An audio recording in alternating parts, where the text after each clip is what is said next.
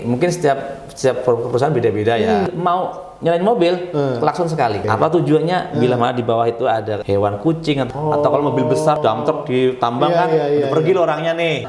Tin 2 kali, biasanya untuk kita mau jalan. Nah, kalau 3 kali kita mundur, din kita mau mundur. Mau mundur. Nah, preventif lah. Menarik ini. Ini keren banget nih, baru denger nih.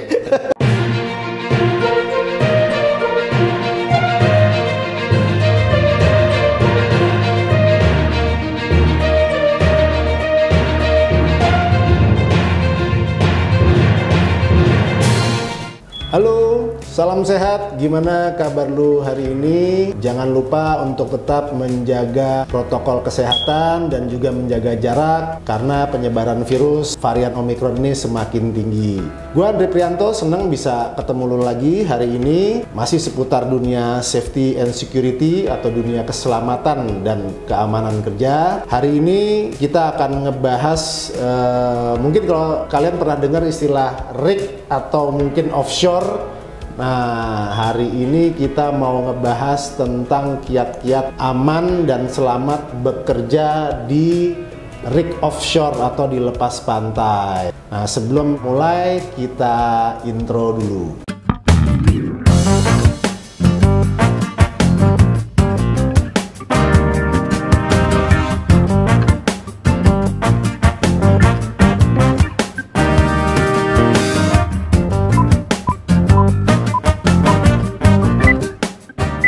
Nah, udah bareng gua di sini Om Samsul. Beliau adalah profesional di bidang keselamatan dan kesehatan kerja, utamanya di industri minyak dan gas, khususnya di rig offshore. Nah, kita lihat tayangan dulu, Om Samsul, sebelum kita mulai ngobrol.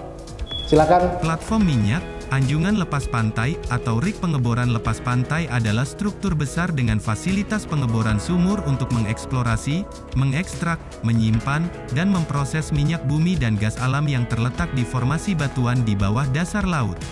Banyak anjungan minyak juga akan berisi fasilitas untuk menampung tenaga kerja mereka.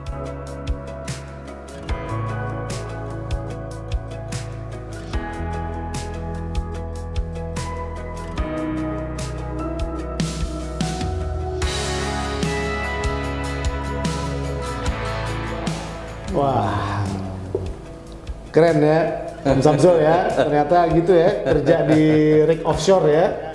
Om Samsul, gimana kabarnya? Alhamdulillah hari ini baik, sehat. Alhamdulillah, ya sama-sama menjaga protokol kesehatan ketika beraktivitas di luar semuanya. Bener banget itu, harus menjalankan protokol kesehatan ya, karena varian Omicron nih lumayan nih, cepet angka penyebarannya. Sangat cepat Nah, sekali. sibuk apa nih Om sekarang nih Om Samsul?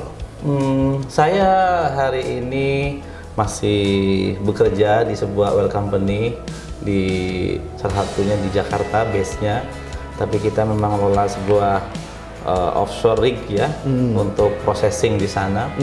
Saya masih bertanggung jawab untuk K3-nya, ada di Madura offshore sana, ada kemudian di Widuri di daerah utara Jawa, kemudian juga ada di Muara Mahakam di daerah Kalimantan Timur. Jadi semua ini saat ini tugas saya adalah processing kegiatan produksi minyak dan gas di lautan seperti itu. COVID nggak pengaruh ya terhadap produksi ya atau produktivitas ya? Kalau produksi secara processing di kilang atau di plant itu nggak pengaruh, tapi secara produktivitas orang ini yang menjadi PR besar. Karena varian ini ya. Varian ini, dan tentunya kita harus mendeliver teman-teman dari rumahnya, perjalanannya, dan wajib karantina.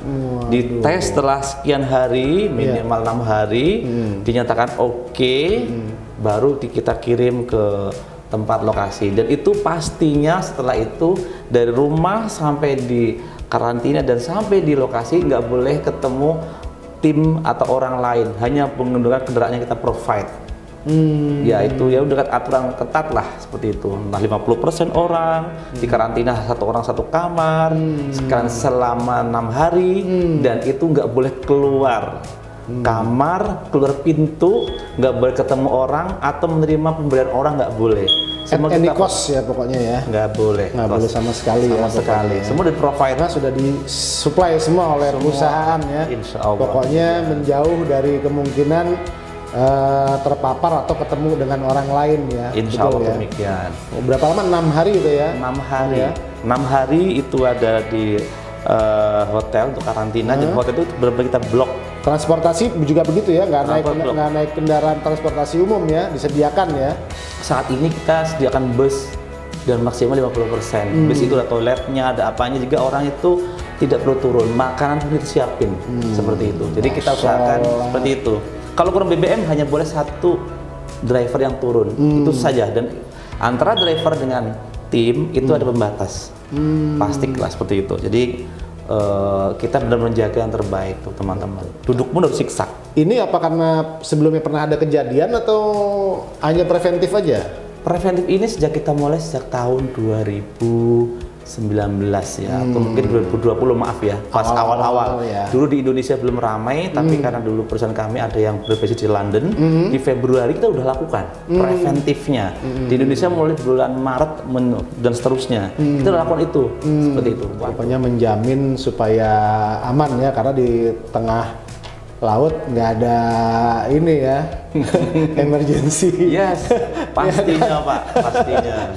Kita ingin semua, kalau orang semua bagus, sehat, dia akan produktif kita di laut. Jadi baik orang maupun pelan itu sama-sama dijaga lah. Betul. Karena apapun yang dilakukan oleh teman-teman kita yang di offshore itu untuk keluarga di rumah. Betul. Kita pesankan adalah orang yang di offshore aja kita pulang masih kita tes dulu agar meyakinkan keluarganya bahwasanya pulang dalam kondisi yang benar-benar aman.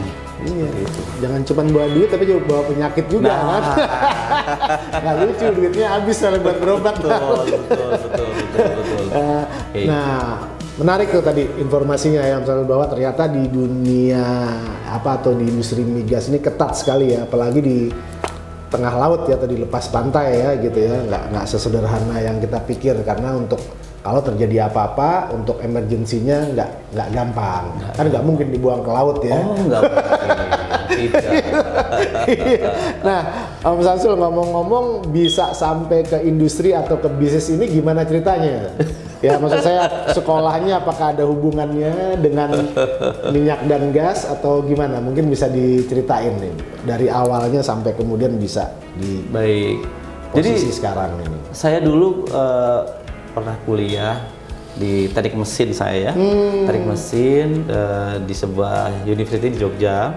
Kemudian setelah itu saya ya banyak teman toh, sehingga di situ kan banyak placement center sebagainya, ada tawaran ini tawaran itu, gitu. Sehingga saya kayaknya ini kok menarik dan saya melihatnya ada seperti tantangan yang bagus seperti itu. Langsung ke ini industri migas, atau sebelumnya ya mana dulu?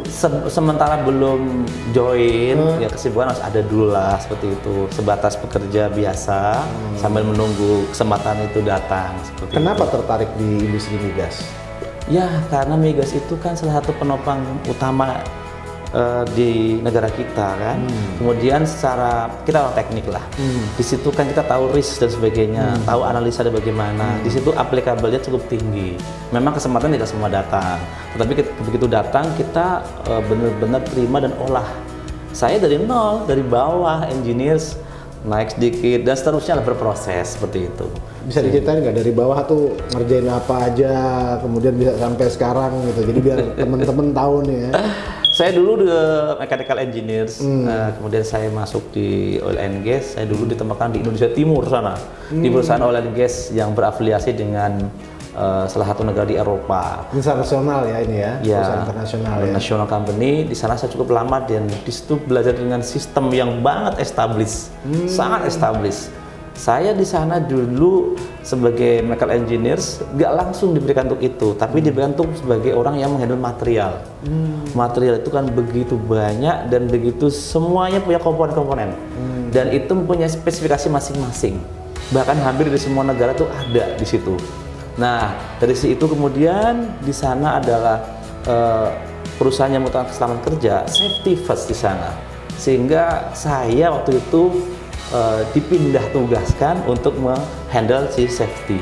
Karena semua pekerjaan apapun itu harus approval dari safety dulu. Analisanya bagaimana? Seperti itu. Karena layer keselamatan di sana jangan sampai dengan orang bekerja kemudian tidak ada sistem yang berjalan dengan baik, orang bekerja shortcut, timbul sebuah insiden. Dan ketika ada insiden itu akan lebih sulit. Paling tidak orang yang di krisis itu down mentalnya. Pertama, kedua, grup-grup lain akan mengatakan, oh tim di sana itu kurang manage bagus nih, jadinya down. Karena dulu di tempat saya kerja yang lama, setiap 1 bulan, setiap 1 hari itu ada insentif untuk safety, keselamatan untuk semua orang yang di lokasi itu. Minimal per day itu dulu 10.000 lah ya. Tapi nanti dibayarkan per 3 bulan. Jadi ketahuan kan. Istilahnya orang ada yang bilang, wah ini bonus laki-laki gitu. Karena di luar gaji lah ya, sorry. Nah, tetapi dari situ orang terangsang. Jadi mereka sangat aware, mengikuti program dengan baik. Kerja itu harus tercatat dan terdaftar. Kerja apa hari ini Pak Andre misalnya, oh saya akan bekerja melakukan welding di sebuah area yang di situ live processing. Nah itu Pak Andre harus siapin juga risk assessment dan sebagainya dan disetujui oleh area penanggung jawab di sana, sehingga tahu apa mitigasinya di sana. Dan orang yang ikut di situ wajib tahu dulu, wajib ngerti area, wajib setuju dengan apa yang ada di permit. Nah, istilahnya permit kayak izin kerja lah ya. Jadi orang itu harus bertanda tangan. Artinya sistem itu, izin kerja itu telah disetujui dan mereka teman-teman yang bekerja pun mafhum, paham. Dia mengerti akan hazardnya, bahayanya, dan dia tahu konsekuensinya. Seperti itu. Jangan sampai nanti ada masalah dengan teman-teman yang shortcut tiba-tiba bilang, itu kan bukan saya. Nah ini kan nggak boleh seperti itu. Kerja aman tuh karena kompak kita dengan satu aturan yang ada. Teamwork ya? Iya, teamwork. Itu pun nanti akan diaudit. Bener nggak sih kerjanya sih gitu loh. Karena kita kan nggak ngerti setiap orang kan ketika sudah jauh dari jangkauan tiba-tiba mohon maaf kadang-kadang ada orang yang shortcut karena kerja terlalu beda yang panas atau dingin ya nyari biar cepet dan sebagainya. Nah titik-titik inilah yang munculnya orang jadi ada accident.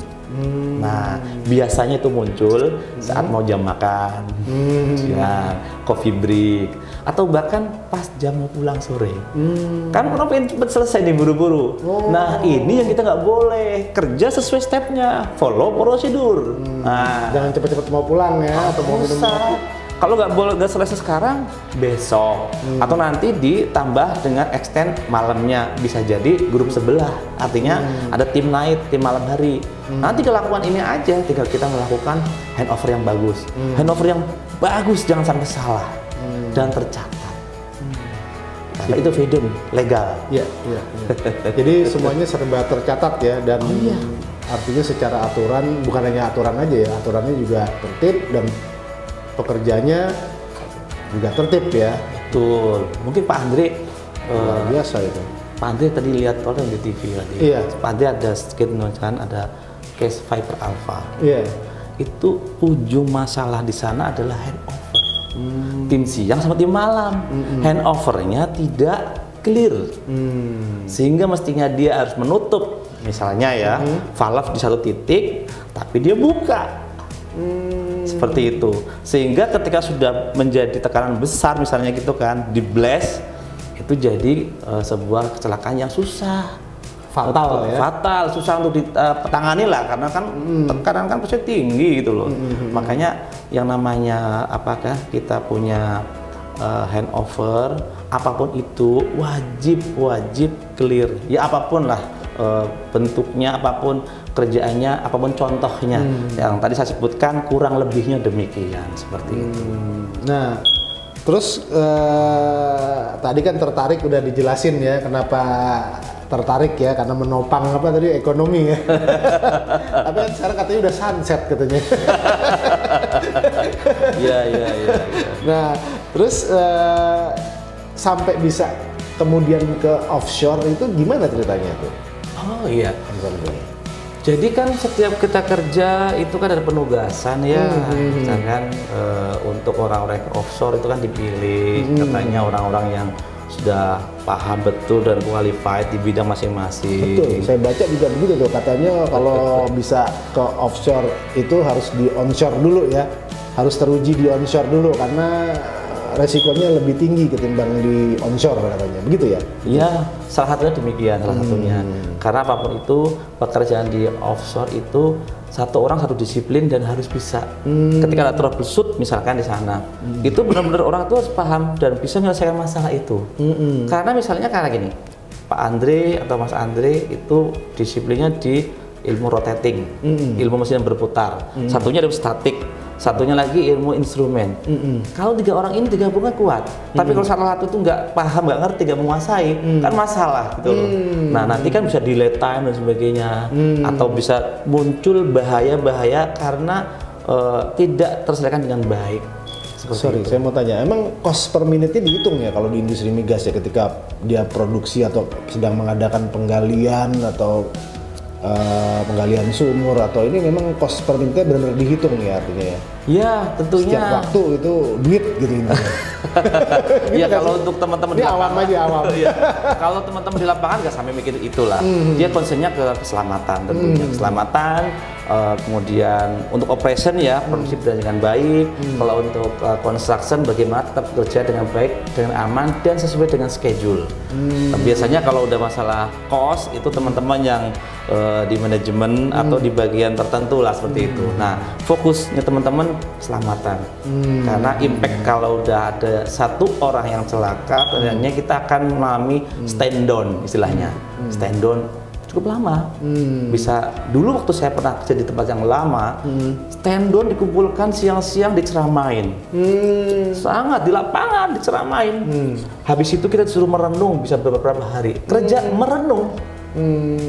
Dan terakhirnya nanti si leadernya disuruh membuat analisa, kemudian prosedur kerja yang benar gimana sih, presentasi. Artinya agar jangan sampai lesson learn yang ada itu berulang kembali. Seperti itu. Kan impactnya kepada karyawan, teman-teman.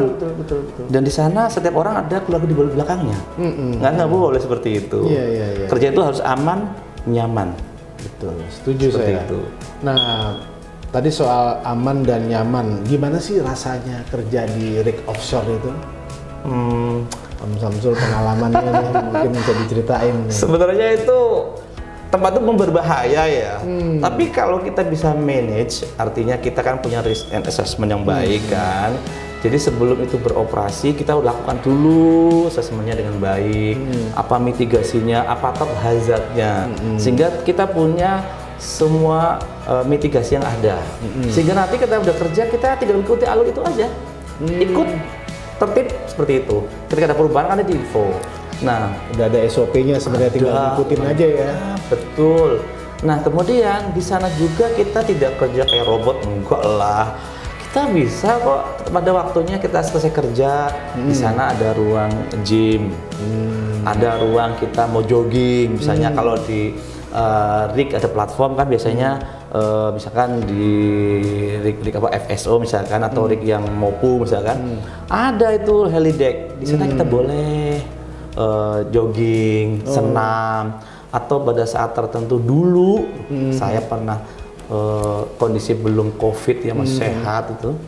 Kadang-kadang kita ngadain ada semacam lomba kalau Agustusan, ada katakanlah futsal atau apa gitu. Jadi suasana teman-teman happy, nggak kemudian kayak terkekang gitu, enggak lah seperti itu. Sangat nyaman. Fasilitas juga terjamin ya? Insya Allah terjamin sesuai standar.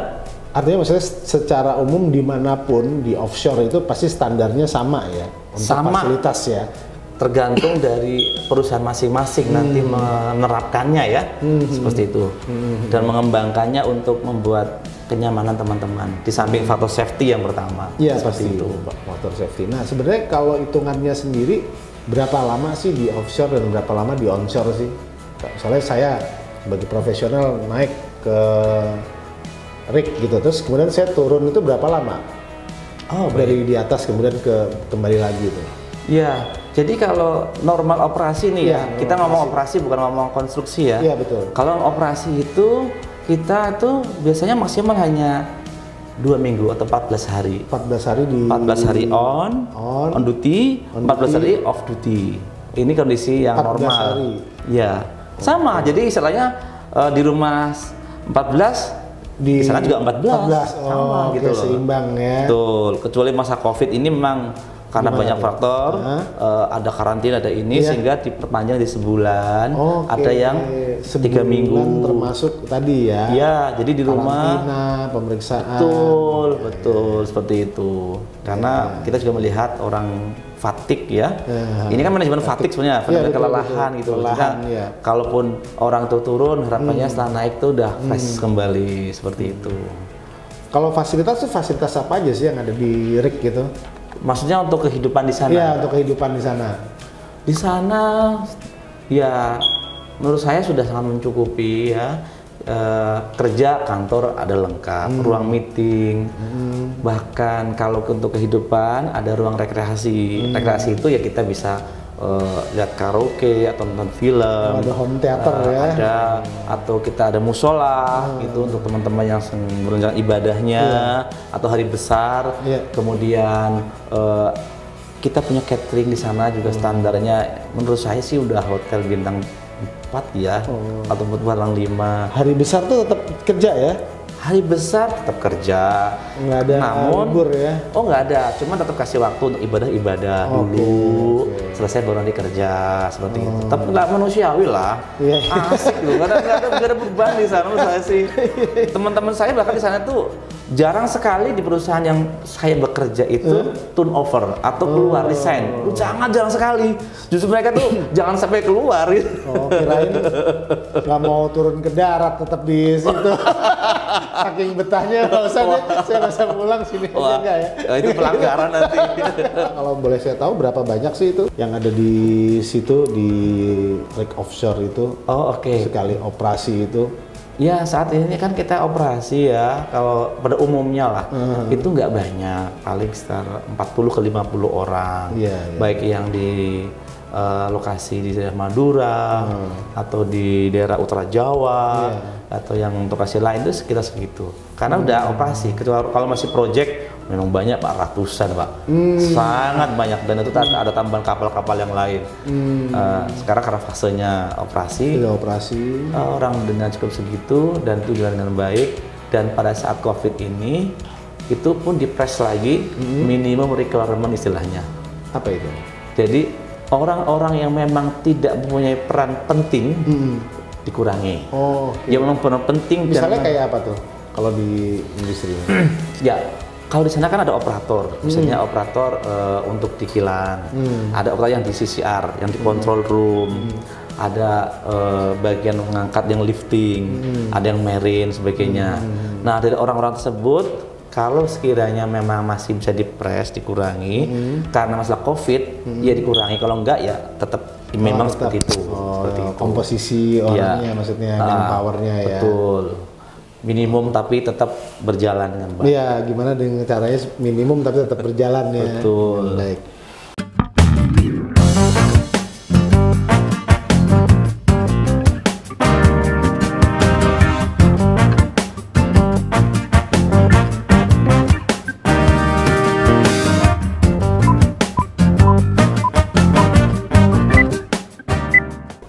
Nah, Om Samsul, gue mau tanya nih, bener nggak sih bahwa bekerja di RIK Offshore itu adalah pekerjaan paling berisiko di dunia migas nih? Karena banyak yang bilang begitu tuh, sehingga katanya orang kalau mau kerja di offshore harus di onshore dulu latihannya gitu.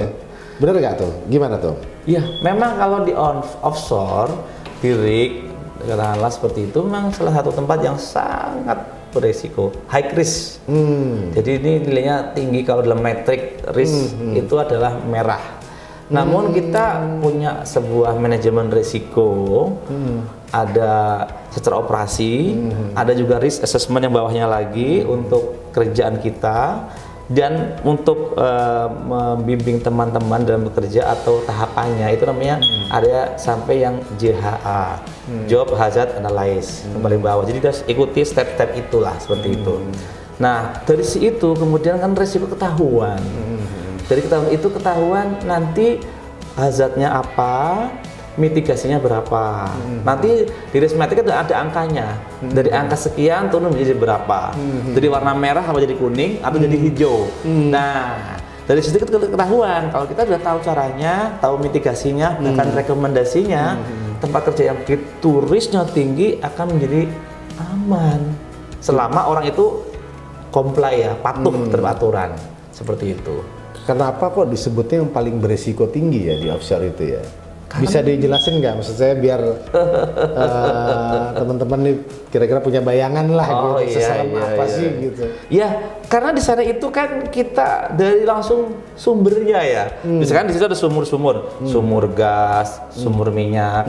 Itu kan prosesnya di tempat rig itu kan nanti disambung dengan pipa dari sumur, dialirkan ke situ. Entah itu gas dan minyak diproses. Jadi di saat di sana ada masalah, ada fail atau kegagalan, itu ya jelas bisa kalau nggak teratasi bisa meledak, Pak. Luar biasa. Meledak. Ya, kalau meledak udah sangat itu yang paling fatal itu ya kalau meledak. Fatal. Ya. Dan namanya kapal pun kalau mendekat harus diatur. Jangan sampai kapal itu nabrak atau nyerempet. Nyerempet kalau sumur minyak bengkok dikit bocor, Pak. Kan susah. Penanganannya sangat beresiko tinggi. Sangat beresiko tinggi ya. Seperti itu.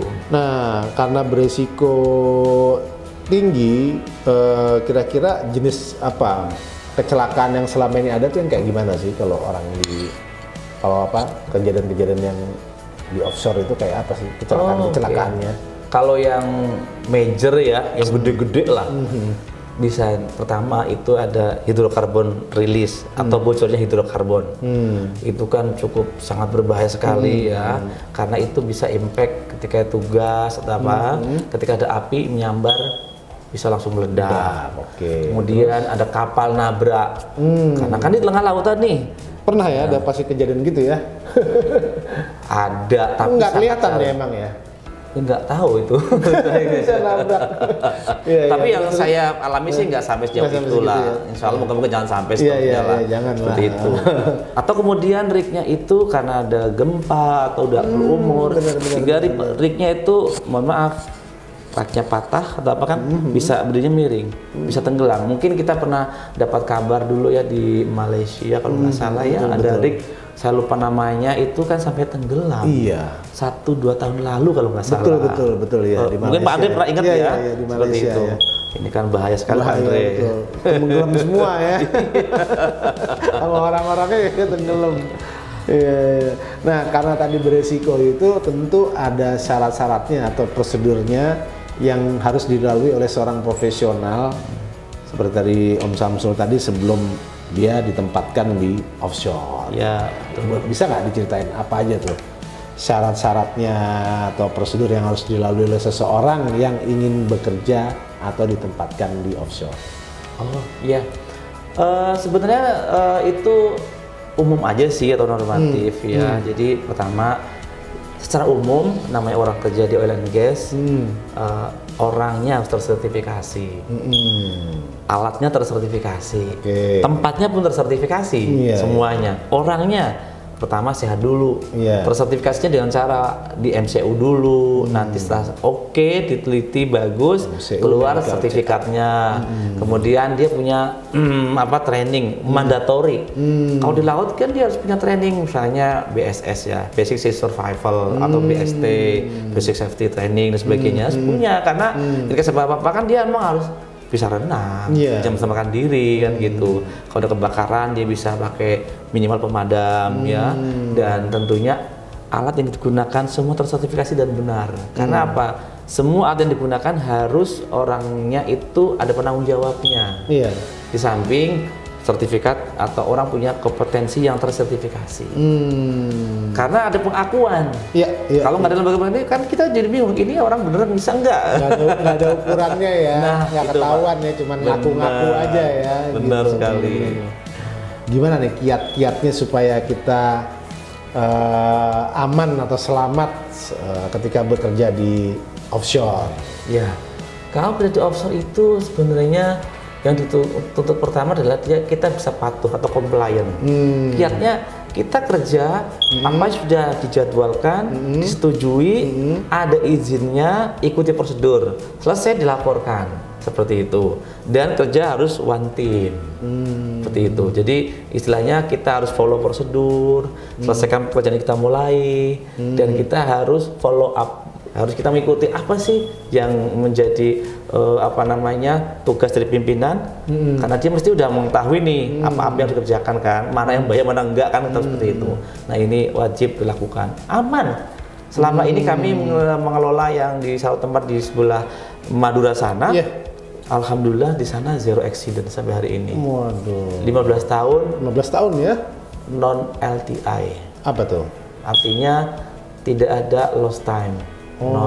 LTI, non lost time injury, seperti itu. Berarti nggak ada kecelakaan ya? Alhamdulillah. Sekecil pun ya? Alhamdulillah. Alhamdulillah. Baik. Nah, ini ada yang bilang makanya tadi karena resikonya tinggi dan segala macam, sehingga ada orang bilang pekerjaan di rig minyak katanya jelas bukan untuk semua orang katanya. Wow, kastanya tinggi banget nih. Lihat di sini. Ya, jadi ini katanya merupakan salah satu, karena itu tadi salah satu pekerjaan yang penuh risiko kan gitu.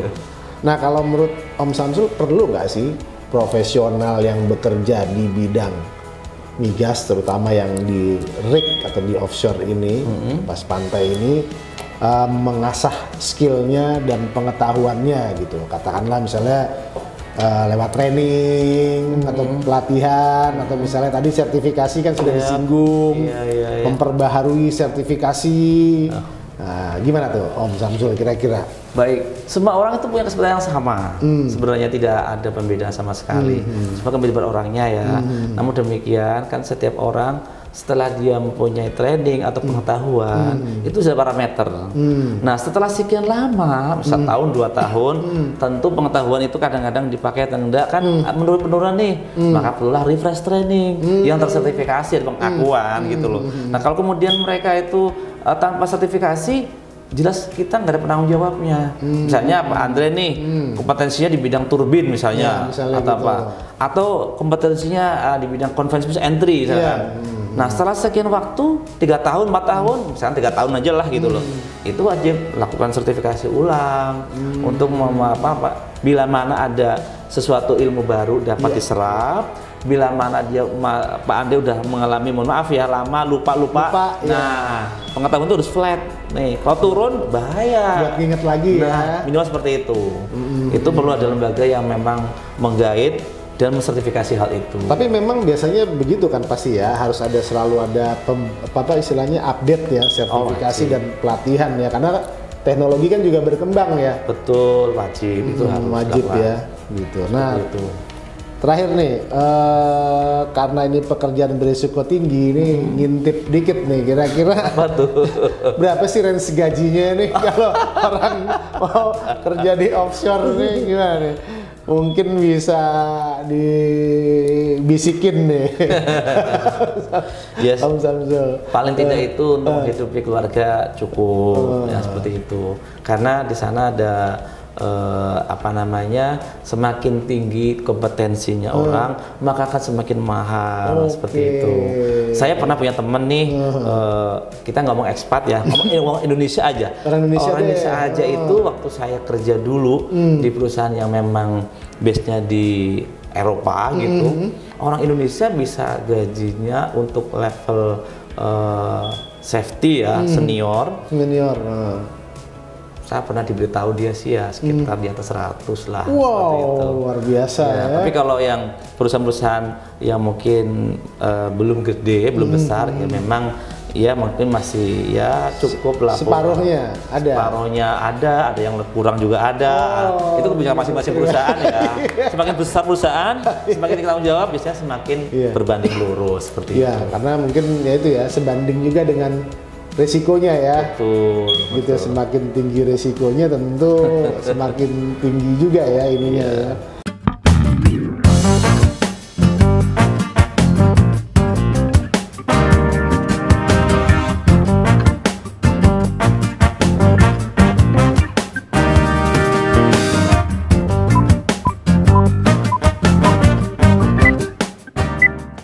Oke friend, masih bareng gua Andre Prianto dan Om Samsul. Kita lanjut ke sesi terakhir. Nah, Om Samsul, ada nggak nih hal-hal yang tadi udah kita bahas nih, hal-hal penting ya, dari kiat apa, katakanlah gini loh, kiat-kiat kita selamat di offshore gitu ya tadi ya, atau keamanan bekerja di lepas pantai di rig offshore itu yang kita bisa terapkan dalam kehidupan kita sehari-hari nih. Nah, sebagai orang yang bekerja di profesional, ketika dia lepas dari offshore nih, dia ke onshore nih, kemudian ketemu keluarga nih, atau masyarakat nih, ada nggak yang bisa kita ambil sebagai pelajaran lah untuk kita kehidupan sehari-hari lah, kiat-kiatnya? Tentu banyak. Banyak ya Om ya? Kalau kita sudah terbiasa di offshore, dengan perusahaan yang sudah established, biasanya pola kita terbentuk culture-nya. Oh gitu ya? Dan itu bakar rumah. Nggak kayak waktu kita ke Singapura tertib, begitu pulang ke sini terus jadi sembarangan kayak gitu ya? Mostly teman-teman akan culture-nya terbakar rumah, dan itu yang menular ke keluarganya lah. Ini yang Om Samsul alami begitu ya, kira-kira ya? Betul. Bisa kasih contoh nggak tuh? Misalnya? Satu hal kita itu kalau misalnya dari offshore itu kan tempat tuh housekeeping sangat bersih sekali. Nggak boleh kita ada ceceran, itu orang terpleset. Kemudian nggak boleh ada membuang sampah, makanan bercampur. Harus dipisahkan dong, mana yang organik, mana organik, masa yang recycle, mana non recycle, misalkan gitu. Kemudian kedua, selalu berpikir di rumah kita itu punya dapur aman gak sih gitu loh. Dapur kita kondisinya bagaimana, sanitasinya, udaranya gimana, sirkulasinya, bagus apa enggak? Karena ketika ada sesuatu hal, nanti kita kan harus punya pemadam. Di mana pemadam itu ditempatkan? Mudah diraih enggak? Tertutup aksesnya enggak? Kan seperti itu. Nah, contoh itu. Yang kedua, kita selalu bermitigasi keluarga itu jangan sampai sakit. Kalaupun ada rasa sakit, apa sih? Coba dong ngomong kepada tim, ke dokter atau ke siapa. Jangan menunggu nanti. Nanti udah repot biasanya. Di samping sudah akan kehilangan waktu, di samping itu juga kita akan kehilangan kesempatan bersama keluarga. Karena sakit itu mesti orang akan dikurung ya, katakanlah di opname dan sebagainya, kan seperti itu. Nah, hal-hal seperti itu yang kita lakukan. Kalau contoh lainnya, berkendara nih, saya terbiasa karena udah terbiasa di oil and gas dulu. Jadi saya sedang pakai mobil, pegang dari mobil sebelum jalan, saya masukkan dulu ini seatbelt dan saya klakson 2 kali. Titit. Apa tuh tujuannya tuh? Langsung 2 kali itu. Jadi pertama, ini mungkin setiap perusahaan beda-beda ya, tapi waktu itu cuma seperti itu. Kalau kita mau nyalain mobil, klakson sekali. Apa tujuannya? Bila mana di bawah itu ada hewan kucing atau apa, atau kalau mobil besar tuh kan, dump truck di tambang kan, pergi lo orangnya nih. Nah, tin 2 kali biasanya untuk kita mau jalan. Nah, kalau 3 kali kita mundur, din kita mau mundur. Nah, seperti itu. Ya artinya preventif lah. Menarik ini. Nanti kita gitu ya. Tin 2 kali, sekali nih. Menarik ini. Ini keren banget nih, baru denger. Itu ya. Jadi ada lagi Om Samsul yang lain. Banyak sih. Banyak ya. Banyak seperti itu. Karena apapun itu pekerjaan, jadi setiap kita melakukan apapun yang di rumah, kita harus sebagai saya kepala keluarga lah, harus mengakses lah. Saya suka meninggalkan rumah, keluarga sekian hari. Rumah ini gimana sih ketersediaan, masalah makanannya, rumah itu bocor apa enggak, dan sebagainya. Kan harus set up dulu nih dengan baik. Jangan sampai kita pergi, nanti rumah kondisinya bermasalah atau kurang, atau mobil kita ternyata mobilnya nggak bisa jalan nih, kasihan. Nah, ini kita terapkan dengan sistem mitigasi risiko yang terbiasa kita lakukan. Jadi memang di offshore atau di oil and gas itu sebenarnya sangat menyenangkan, aman dan nyaman selagi kita comply dengan baik. Dan itu culture yang baik ketika kita tularkan dengan keluarga kita, seperti itu. Wah, menarik sekali informasinya. Oke, friend, itu tadi obrolan gua bareng Om Samsul soal kiat-kiat selamat atau aman bekerja di rig offshore atau di kilang lepas pantai, betul ya? Betul. Nah, terima kasih Om Samsul sudah berkenan hadir nih dan di studio Pressroom TV dan berbagi pengalaman serta pengetahuan kayak tadi soal klakson nih, menarik bener ya. Ya, semoga ini bisa jadi referensi buat kita yang bekerja di sektor oil and gas maupun ya dalam bidang lain, karena ini kan kaitannya juga dengan keselamatan kan. Betul. Gitu. Oke, jangan lupa subscribe, like, and share. Sampai ketemu lagi di Extreme Job episode berikutnya pekan depan. Salam sehat. Ego.